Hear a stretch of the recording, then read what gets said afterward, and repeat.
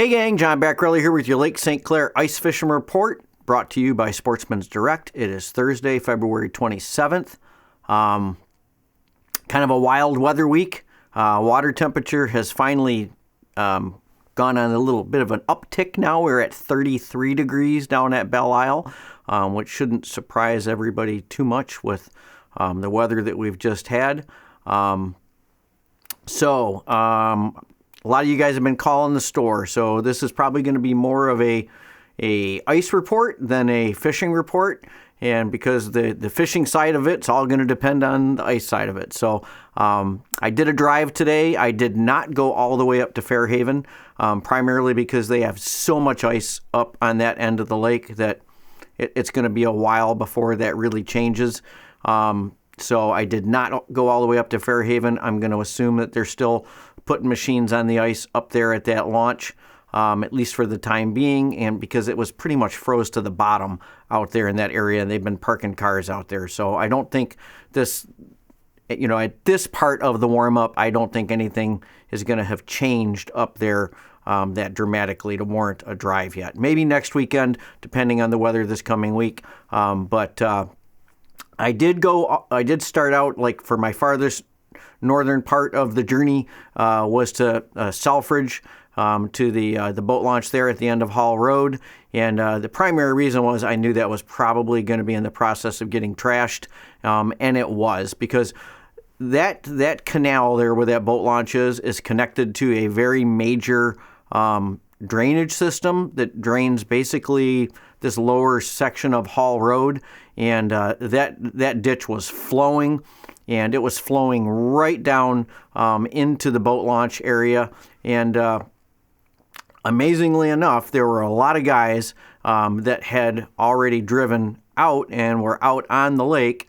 And as I was pulling up, there was another couple of guys that were launching a machine, and that ice right there along the launch itself, it looked like it had caved in and filled with water.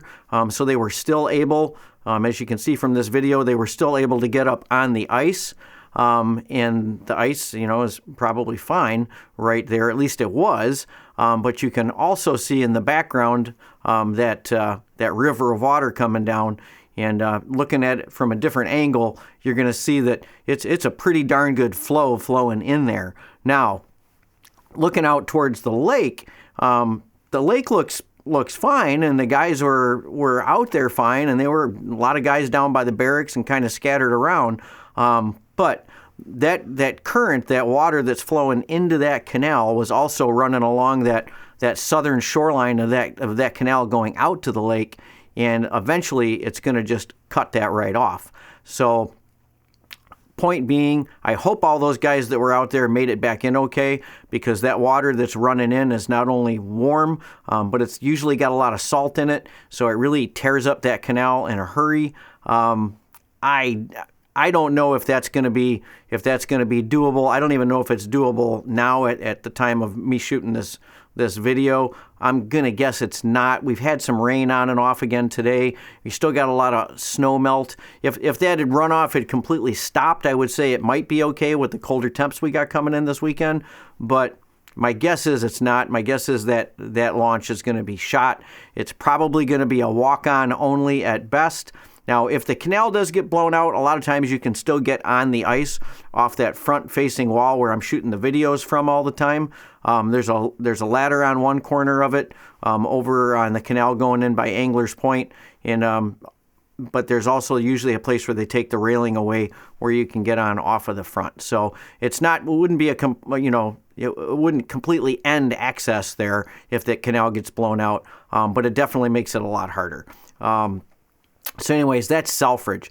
So from Selfridge, I went down to the Lake St. Clair Metro Park, looked out there. The ice out there honestly still looked fine. The guys were still launching machines out there. The ice was tight right against the day sail where everybody's getting on and off at. Don't think that's going to change dramatically going into the weekend. It was built up pretty good there. That was all compacted snow that had, turned to slush and then refrozen. So I think it's got a pretty good base right there. It should be able to take quite a bit of abuse, but we'll have to see going forward. more importantly, well, let me talk about Crocker first, and then I'll come back to what I was going to say about machines in general. Next stop was down to the Clinton River Cutoff Boat Launch, or Crocker Road, as a lot of us call it. There were no machines going out there when I was there. There weren't any trailers in the parking lot. It was actually not very much activity there.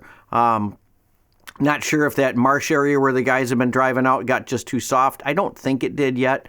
I just don't, just in the middle of the week and the conditions that we've had, I just don't think anybody was putting on there, which is probably not a bad idea because the close proximity to the spillway, and that spillway is wide open now. So if you are going to have real sketchy ice close to shore, it's going to be right in that area there. So anyway, so there was nobody putting machines on there. Now, let me say this in general about machines with the given conditions that we've just had, okay? My personal experience, and my son behind the camera will attest to this, it was very similar weather that we've got right now and very similar ice conditions where you're cutting through 15 to 20 inches of ice all over the place and you think you're great, and you're riding along on your machine, and all of a sudden you're in an area that's like, oh my gosh, this is bad. And that happened to me and my son out off of the day sail ramp about 15 or 18 years ago, something like that. Yep. And I don't wish that on anybody. The hairs on the back of my neck are standing up every time I even think about it, because we were out there driving around. We'd been fishing all day. I was like burying the auger in some places where we were fishing at, and then coming back in, I took kind of a wide berth out, headed back from Gino's, running straight across out in front of day sail, and got into an area that the ice was just rotten and gone. And as soon as I tried to turn the machine to get out of it, it's when we went through. So that's not current. I mean, this was a long time ago, right? It was 15 to 18 years ago. But my point being that if there are areas out there now that were considerably thinner and you got away with driving over them when we had very cold conditions, those areas now are going to be incredibly unsafe, okay? And they're going to sneak right up on you, and they don't have to be very big to swallow a machine. So I would use extreme caution if you're going to be out there on machines, okay? It's just kind of common sense, right? Any places that have got current right now are going to be affected much more, and I'll go into more of that later, but that's my spiel on the machines right now, okay? There's any place that you could have driven over before and gotten lucky, you're not going to be lucky now. So that's all I'm going to say about that. I'm not saying it's safe for machines at any of these places or anything. I'm just saying you're going to have to use extreme caution, and our days are going to be numbered as far as getting machines on and off the ice with the weather forecast. So I did cut a hole earlier this week in the basin at Metro. I wanted to get a good, a starting point. I consider that kind of like probably just shy of the thickest part of the ice that we've had for the year. Okay, so maybe the thickest point. We did it on Tuesday. It was really warm that afternoon. It was that really windy, warm day. Cut a hole out there in the basin, and I had about 16 inches of ice, okay? So then I went back there again today. So it's been a couple of days. We maybe lost an inch of ice, if we lost anything, as far as thickness goes. Now, that is a very, call it a very stable area, okay, out there in that basin. Once it freezes, where I was at, there's no current. It doesn't get affected by as much wind right there. It does still get sun and all that kind of stuff, but it's a pretty stable area. So it's a good place to just kind of measure the ice loss here going forward, and I can get to it pretty easy. So we'll be able to kind of keep track of things going here in the next, hopefully, couple of weeks.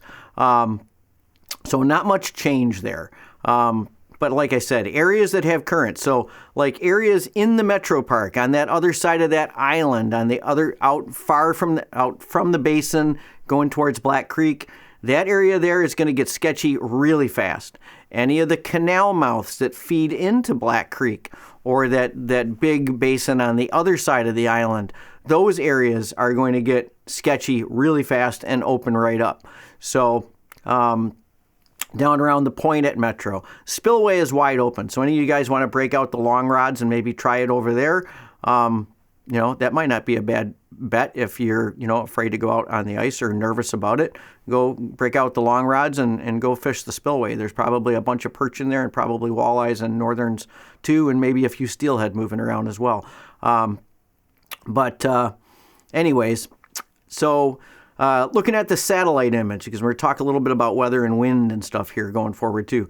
Satellite image still showed everything as of 2 days ago, which was the last day I could get a good clear image, but we haven't really had much wind since then.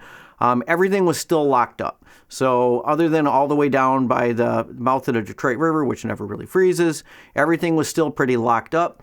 I have heard there's an active crack down in the Mile Road area now offshore. So if that's true, that will give this ice a little bit of room to start moving. We're going to have a pretty strong south wind tomorrow, which doesn't really hurt anything other than it could move that Mile Road ice a little bit. And then on Saturday, when this cold front comes in, and we do have colder temperatures coming this weekend, we're supposed to get a northwest wind, and it's supposed to blow pretty good because it's a pretty significant cold front coming in for the next couple of days with lows in the teens at night, which will help definitely to firm everything back up. But it is also has the potential to break that ice off out there, especially out by that second or third crack off of the day sail. So if you are fishing on Saturday, please pay close attention to that wind, the wind velocity, and where you are with respect to those cracks out there. Because my guess is if it blows hard enough, we're going to lose ice out there around that second or third crack. And I don't want to lose any of you guys along with it, okay? I don't want to be reading about anybody in the papers. So this is a forecasted wind event. It's coming. It's going to be in a very bad direction, and it's going to be in a good direction to take some of that ice out there. Do I think it's going to take all of it? No, I don't. Especially in northwest, it's probably, if it's going to take ice, it's going to take it out a ways. But just, keep that in mind. It's going to blow offshore, and it could take some ice with it. And this is the time of the year we're going to start losing ice out there. The upcoming forecast has just got kind of warm periods and some cold periods. Unfortunately, the warm periods are going to outnumber the cold periods, at least on the forecast now. But you know what?